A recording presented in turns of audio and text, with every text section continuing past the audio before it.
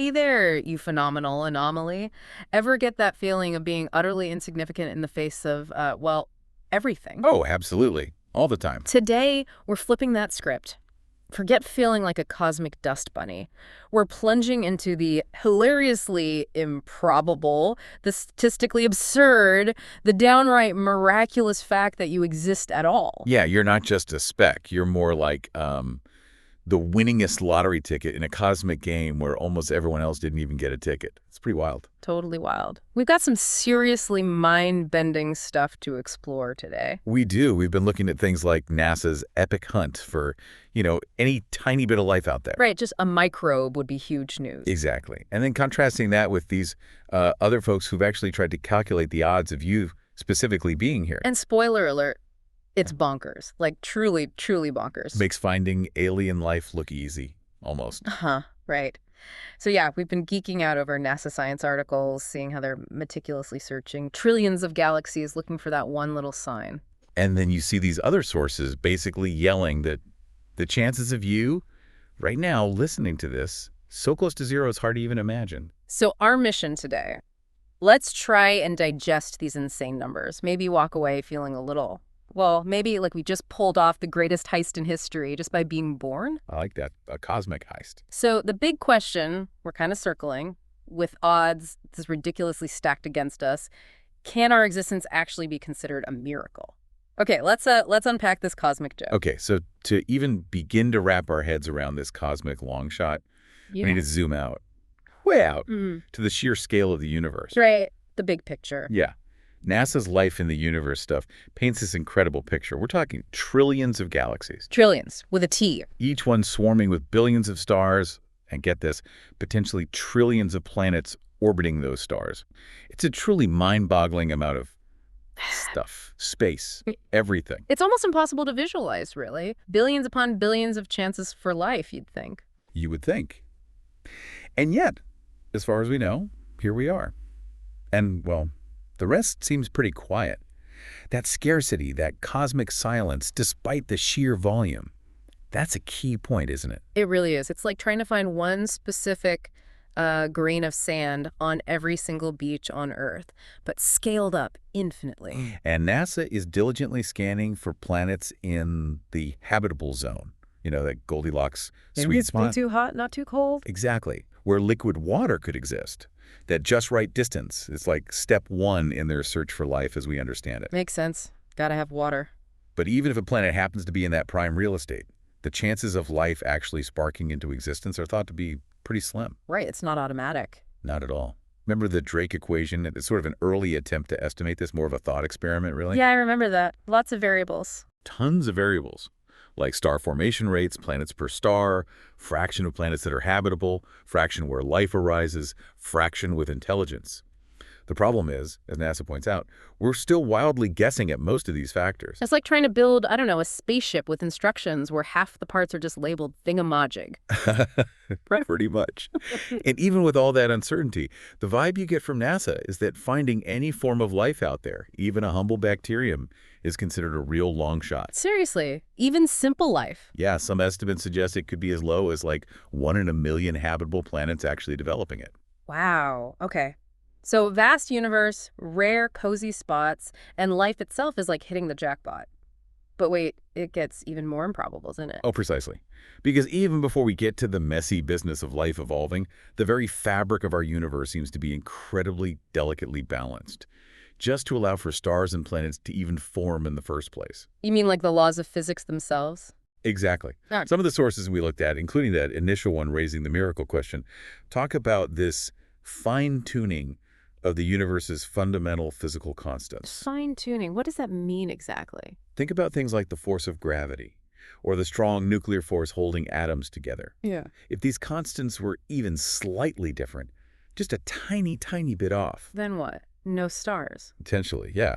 Or maybe everything collapses back on itself or expands too fast for anything to form. The whole cosmic show might never have gotten started. Seriously, like If gravity was just a hair stronger, maybe everything just crunched into a black hole immediately? That's mind-blowing. It is. And the numbers they throw around are astronomical. Like, the chance for the cosmological constant being just right is quoted as maybe 1 in 10 to the power of 120. 1 in 10 with 120 zeros after it. Yep. Imagine a dial with that many settings. And it had to land on exactly the right one for the universe we see to exist. That's the kind of precision we're talking about with fine-tuning. It's utterly bonkers. Okay, that really hammers home just how precarious this whole existence thing was right from the get-go, from the Big Bang itself. Absolutely. And then, even if you magically get a perfectly tuned universe and a planet that could support life, actually getting life to show up and then evolve into something complex, that's another monumental hurdle. Right, because evolution took billions of years here on Earth. Billions. Wow. Multiple sources remind us of that. Yeah. From the very first single-celled organisms to, well, us sitting here talking about it. Exactly. It wasn't like flipping a light switch and suddenly, boom, complex life. Not at all. NASA mentions Earth existed for a staggering 4.25 billion years without even a whisper of technological civilization.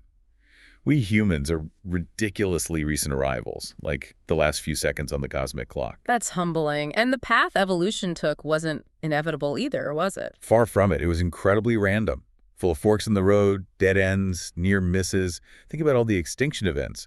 The asteroid that wiped out the dinosaurs. Yeah, that hadn't happened. Who knows? Maybe intelligent lizards would be hosting this dunk dive. The point is, any one of those contingent events could have completely derailed the evolutionary train that eventually led to us. So getting a potentially life-bearing planet in a finely tuned universe is a massive if, and then getting smart life on that planet is an even bigger if. You got it. So the odds are already looking pretty stacked against, well, anyone like us existing anywhere.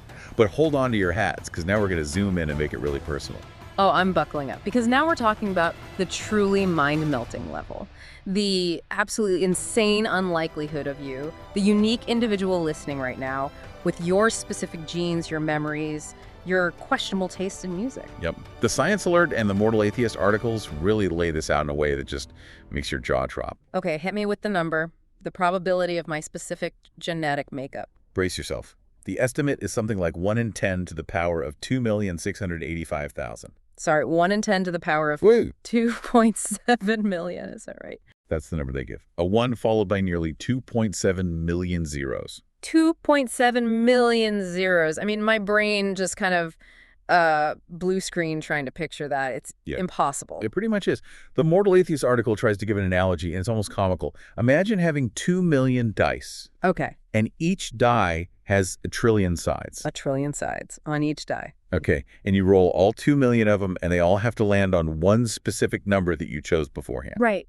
The odds of that happening are, essentially zero. That's the ballpark of improbability we're talking about for your unique existence. Okay. It's almost cartoonishly unlikely. Wow. And what goes into that number? Like, how do they even get there? Well, you start breaking down the factors.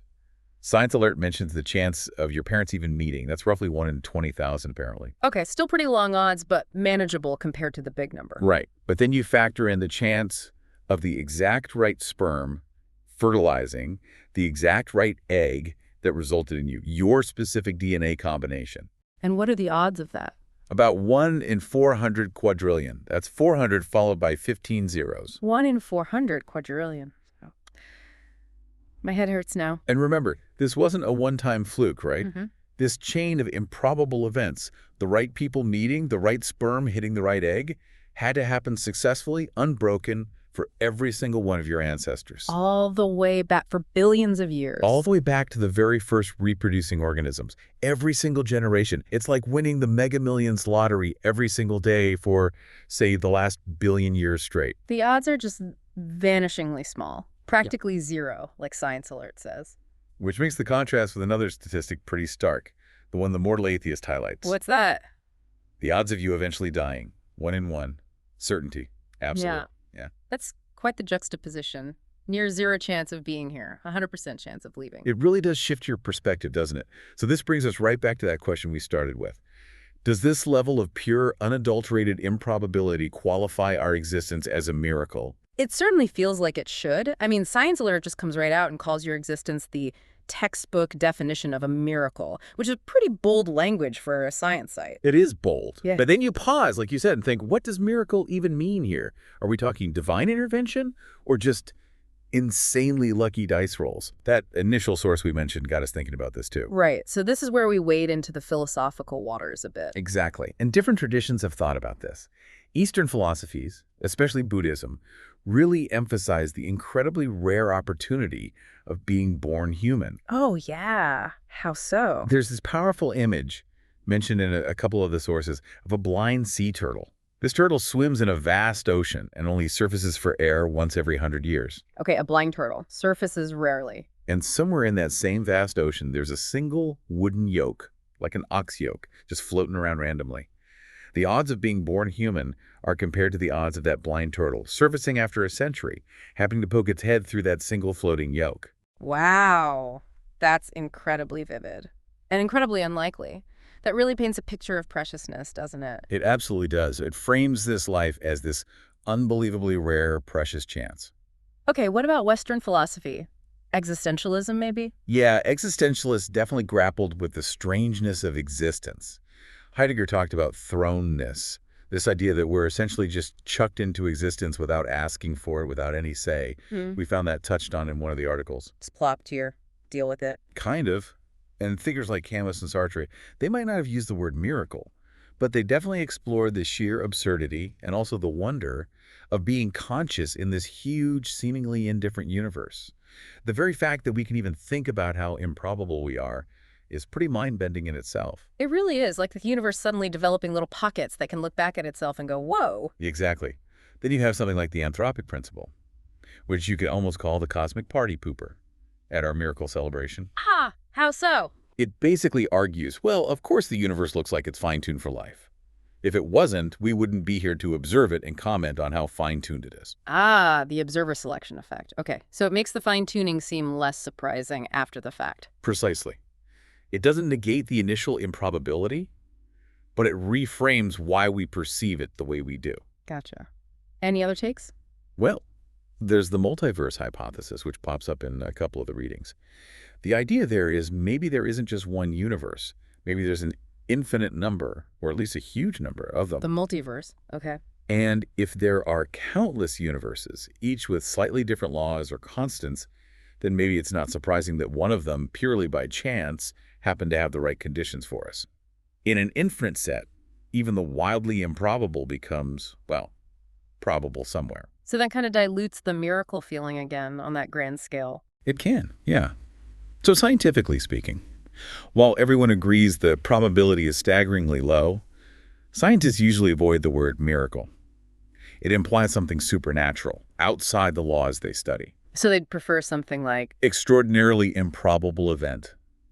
Sounds less exciting, but it's more precise from their perspective. But let's be real, in everyday language, when you're talking odds like 1 followed by millions of zeros, miracle feels pretty apt. It definitely captures the feeling. Okay, so shifting gears slightly. We've established we didn't choose to be born given these insane odds, but we can choose to stop living. That seems like a really strained asymmetry, doesn't it? One of the sources brought this up. It does raise a fundamental point about agency and existence. And biologically, it kind of makes sense, right? How so? Well, before birth, during development, there isn't really a consolidated consciousness. There's no self there yet to make a choice. It's biology unfolding. The whole process is driven by biological mechanisms, plus the actions and choices of the parents. Right. The fetus isn't exactly filling out a consent form. Exactly. We, as the individuals we become, have zero input on that initial splash into existence. But once we're here and we develop consciousness, self-awareness, then the capacity for choice emerges. Right. And that includes the incredibly difficult, profound choice about continuing or ending our own lives. We gain physical control, we develop the ability to reflect on our existence, our happiness, our suffering, our purpose, or lack thereof. So philosophically, this connects back to that thrownness idea again. I think so. We're thrown into life without choosing it. The ability to choose to leave can be seen maybe as a consequence of that initial lack of consent, and also a result of the burden and the freedom that comes with conscious reflection.